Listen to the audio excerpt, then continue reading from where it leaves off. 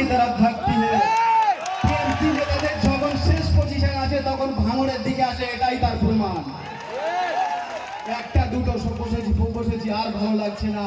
তোদের কতজন আছে সবাইকে ভাঙড়ে পাঠিয়ে দেখা, তার সত্ত্বেও আমরা এদেরকে জিতিয়ে দেখাবো। আর ভালো লাগছে না একজন দুজনের সাথে খেলা করে, সবাইকে পাঠা। তোদের যত কনভেনার আছে সবাইকে পাঠা ভাঙড়ে, দেখি তোরা এদেরকে ঢুকতে পারিস কিনা।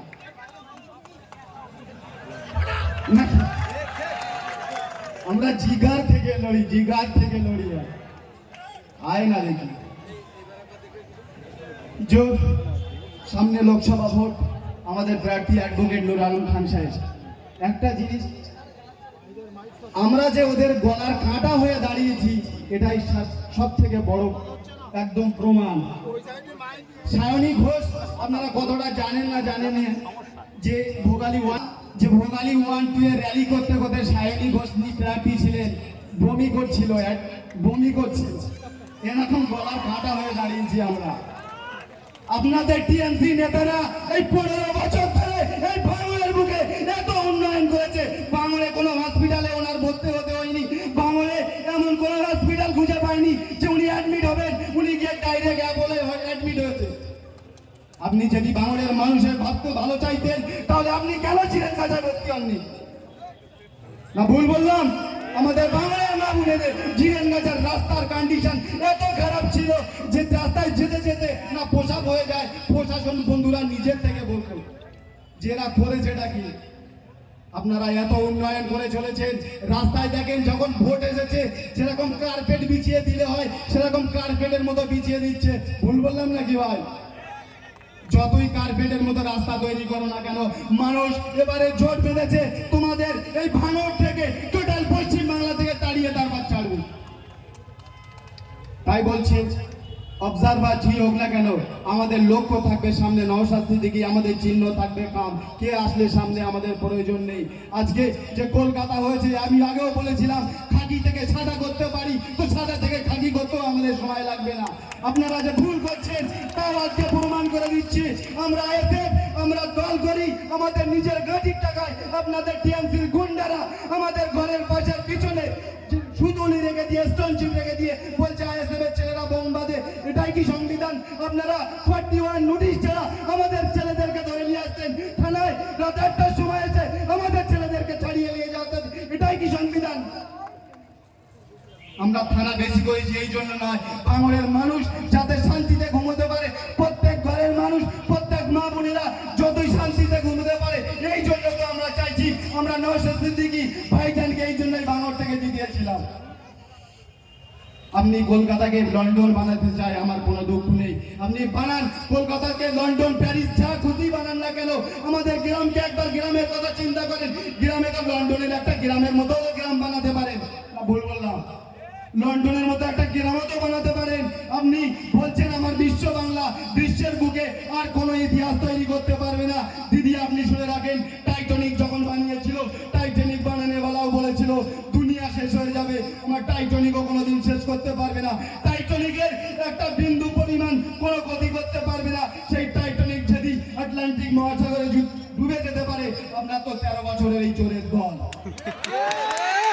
আপনাদের নেতারাই শেষ করার জন্য উঠে পড়ে লেগেছে, আমাদেরকে শেষ করতে চাইছেন আপনি। আজ কলকাতায় লন্ডন বানাচ্ছ, আমাদের কোনো দুঃখ নেই। গ্রামের শহরের রাস্তাগুলো দেখো, পলিরাট ভাইজারগুলো দেখো, একটা লাইট তো দেওয়ার প্রয়োজন ছিল, একটা হাইমাস লাইটও দেওয়ার প্রয়োজন ছিল ভাই।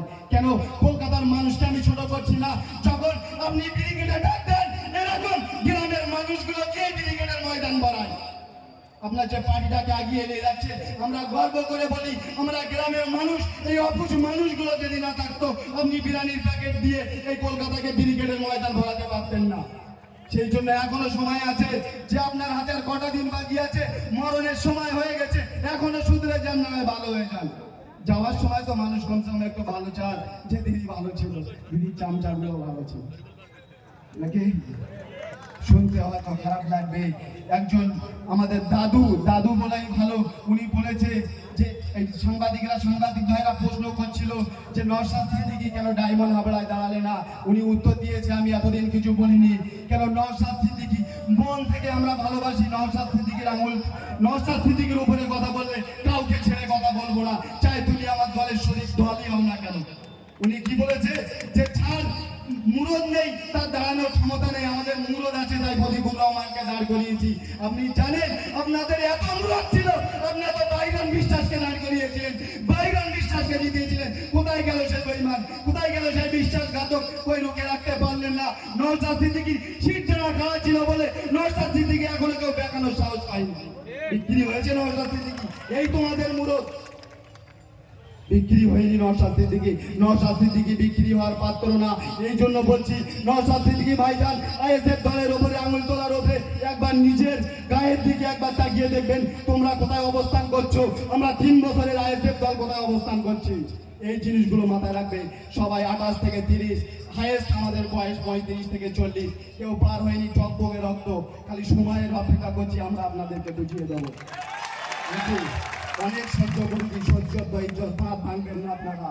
ধৈর্যর বাঁধ যখন ভেঙে যাবে, মানুষ এইভাবে তাদের ঘরের মা বোনেদেরকে নিয়ে কিভাবে ভোট দিতে হয়, ইভিএম মেশিন পর্যন্ত নিয়ে যেতে হয়, গণনা কেন্দ্রে গিয়ে কিভাবে ভোটকে গণনা করতে হয়, সে ভাঙড়ের মানুষ বুঝিয়ে দেবে। ভাঙড়ের মানুষ টোটাল পশ্চিম বাংলাকে পথ দিয়েছে। ভাঙড়ের মানুষ আছে নওশাদ সিদ্দিকী ভাইজানকে বিধানসভায় পাঠিয়েছে। আমরা ভাঙড়বাসী বলে গর্ব করি যে নওশাদ সিদ্দিকী ভাইজান আজ নিজে ভোটে না দাঁড়িয়ে সেখানেই প্রচার করতে যায়, বলে না যে আমরা ভাঙড়ের বিধায়ক, তখনই যে আমরা গর্ব করি না। সত্যি আমরা এমন একজন মানুষকে বিধানসভায় পাঠিয়েছিলাম, তার জন্য টোটাল পশ্চিম বাংলার ভাঙড়ের নামকে আজ উজ্জ্বল করছি। নাকি ভাঙড়কে মেটাতে চাইছো না, কোনো কাজ হবে না। তুমি যত বড় মিসাইল আনো না কেন, ভাঙড়ের মানুষ তোমাদের সঠিক সময় সঠিক জবাব দিয়ে দেবে।